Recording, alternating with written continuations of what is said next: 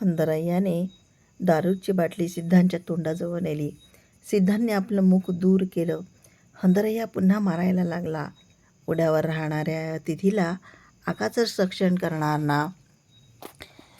ही हिंसा पाहून पक्षी आर्ततेने आवाज करत होते. उन्मत्त अंधार जाऊन आता सकाळचा प्रकाश येत होता. सिद्धांच्या शरीरातून निघणाऱ्या रक्ताने पूर्व दिशा लाल झाली. हवेने रागात येऊन जोरात धूळ उडवली. भाऊ, ते लोक आले. आता तू जा. त्यांच्या हातात सापडलास तर ते मारतील. ते मला पाहणं होणार नाही. सिद्धांनी सांगतात जवळच लोकांच्या बोलण्याचा आवाज ऐकून हंदरय्या चप्पल विसरून धावत जाऊ लागला. सिद्धांचं अंग चेपलेलं होतं. रक्त निघत होतं. शरीर हिरवंगार झालं होतं. बिळगीचा तप्पा, बाळीकाईच्या नप्पा, गुगरी परप्पा, गुडद अळीयप्पा, जाळीबट्टी परप्पा, शिवगुप्पी होब्बण्णा, उप्पिन बसप्पा, दिवटे गंगाधरप्पा, उज्जैनवर भीमप्पा सगळे सिद्धांच्या बाजूला थांबून पाहत होते. त्यांच्या डोळ्यात अश्रू आले होते. छातीला विस्तूल लागून टोचल्यासारखं त्यांना झालं.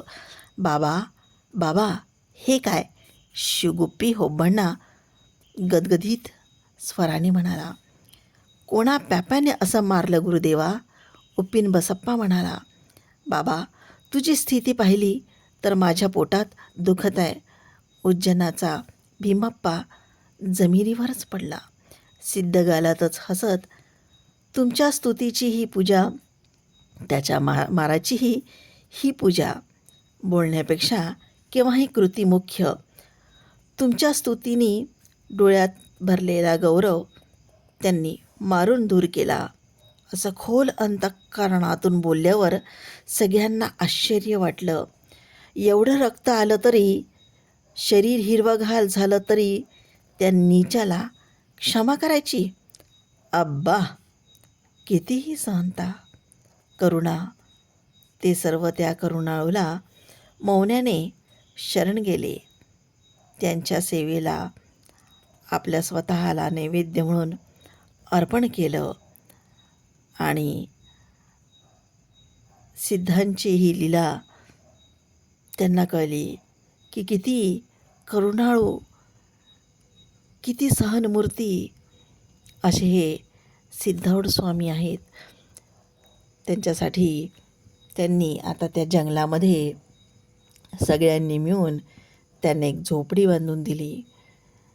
आता सिद्धौड स्वामी तिथे त्यात झोपडी म्हणजे त्या आश्रमाचं रूपांतर तिथे झालं. आणि सिद्ध 2 वेळेला, सकाळ आणि संध्याकाळ 2 वेळेला प्रवचन